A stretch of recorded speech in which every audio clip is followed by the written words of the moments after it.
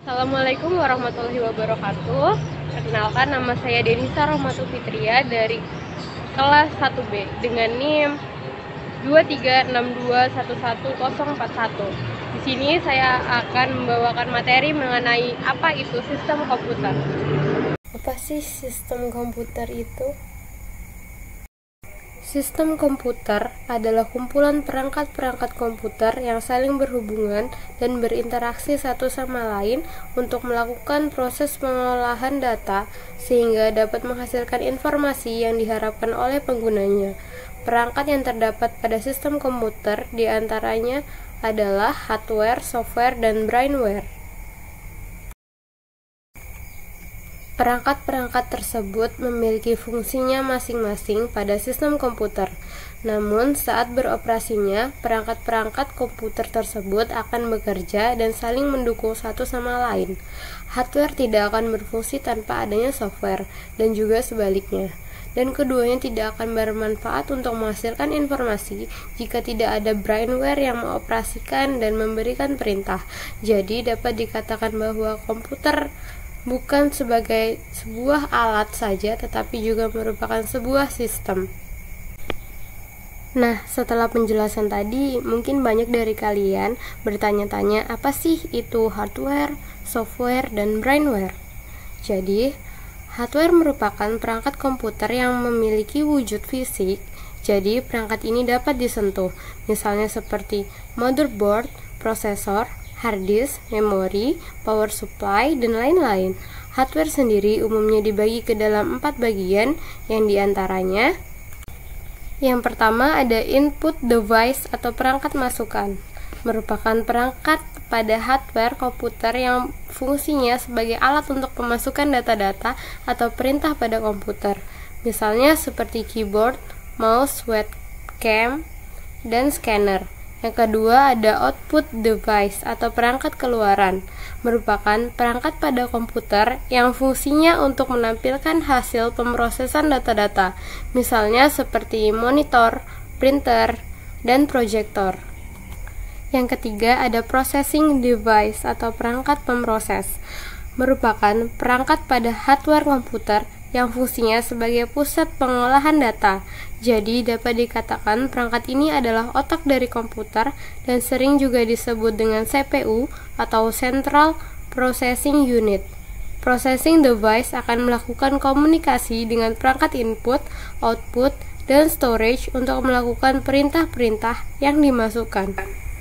Yang keempat ada storage device atau perangkat penyimpanan. CPU juga dilengkapi dengan alat penyimpanan data. Terdapat alat penyimpanan data dengan kapasitas yang lebih besar sebagai alat menyimpan utamanya, yang biasa disebut dengan hard disk. Jadi, kita dapat menyimpan dan menghapus data sesuai dengan keinginan kita. Seiring berkembangnya teknologi komputer, maka media storage device berkembang sangat pesat, baik itu dari segi kapasitas dan bentuknya. Pada komputer storage device umumnya dibagi menjadi 2 bagian, yaitu internal dan eksternal. Internal storage sendiri contohnya adalah hard disk. Yang kedua ada software atau perangkat lunak. Software diartikan juga sebagai perangkat lunak, jadi perangkat ini tidak memiliki bentuk fisik seperti hardware. Software dapat diartikan juga sebagai suatu kumpulan data elektronik yang tersimpan dan diatur oleh komputer. Bisa berupa program ataupun koneksi untuk menjalankan berbagai macam instruksi perintah.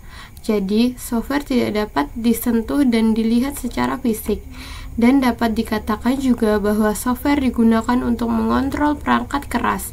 Software dibedakan menjadi beberapa macam, misalnya seperti yang pertama ada operating system atau sistem operasi. Sistem operasi komputer merupakan program dasar pada komputer yang umumnya berfungsi untuk menghubungkan pengguna dengan hardware. Dapat dikatakan juga sistem operasi yaitu perangkat lunak yang bertugas untuk melakukan kontrol dan memanajemen perangkat keras dan operasi-operasi yang dilakukan pada sistem, termasuk juga menjalankan aplikasi-aplikasi yang dapat melakukan pengolahan data. Contoh sistem operasi komputer misalnya seperti Microsoft Windows, Linux, Mac OS, dan lain-lain. Yang kedua ada program aplikasi atau application program. Program aplikasi merupakan perangkat lunak yang siap untuk dipakai. Program aplikasi digunakan untuk membantu pekerjaan pengguna komputer dalam pengolah berbagai macam data.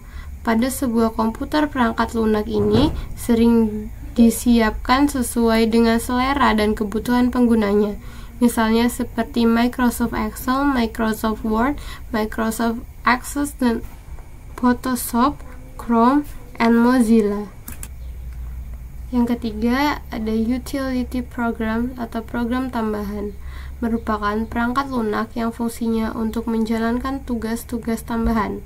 Disebut juga sebagai program dukungan dan memiliki fungsi tertentu. Misalnya seperti program yang disediakan oleh sistem operasi seperti data recovery, disk defragmenter, scan saver, dan backup. Yang terakhir ada programming language atau bahasa pemrograman. Merupakan bahasa yang dapat digunakan pengguna komputer untuk berkomunikasi dengan komputer. Dapat dikatakan juga sebagai standar bahasa instruksi untuk berkomunikasi dan memberikan perintah pada komputer. Beberapa contoh bahasa pemrograman diantaranya seperti PHP, Java, Python, dan C. Yang ketiga ada brainware atau pengguna komputer. Brainware yaitu orang yang menjalankan tugas mengoperasikan komputer. Brainware sangat penting karena komputer tidak dapat bermanfaat jika tidak dioperasikan oleh manusia. Jadi, brainware merupakan setiap orang yang terlibat dalam kegiatan-kegiatan pemanfaatan komputer. Pengguna komputer umumnya dibagi dalam 4 macam, yang diantaranya ada programmer, merupakan orang yang mempunyai keahlian menguasai banyak ataupun salah satu bahasa pemrograman. Beberapa bahasa pemrograman yang sering digunakan misalnya seperti PHP, Java, Python, atau C, dan lain-lainnya. Jadi, programmer dapat dikatakan juga sebagai orang yang membuat dan bertugas untuk menyiapkan program yang memang diperlukan pada sistem komputer yang akan digunakan untuk mengolah data. Adapun selanjutnya merupakan sistem analis. Sistem analis merupakan orang yang memiliki tanggung jawab terhadap penelitian, perencanaan, pengkoordinasian, dan merekomendasikan pilihan-pilihan software, hardware, dan sistem yang sesuai dengan kebutuhan penggunanya. Seorang sistem analis pun sangat berperan penting dalam proses pengembangan suatu sistem. Seorang sistem analis perlu memiliki 4 keahlian seperti analisis, teknis, manajerial, dan cara berkomunikasi dengan orang lain atau interpersonal. Selanjutnya ada administrator, merupakan orang yang tugasnya mengelola suatu sistem operasi dan juga beberapa program yang sedang berjalan pada sistem komputer. Terakhir ada operator. Operator merupakan orang yang memanfaatkan sistem komputer yang telah ada atau dia hanya menggunakan aplikasi-aplikasi tertentu saja untuk mengolah data. Mungkin segitu saja yang dapat saya sampaikan, kurang lebihnya mohon maaf. Wassalamualaikum warahmatullahi wabarakatuh.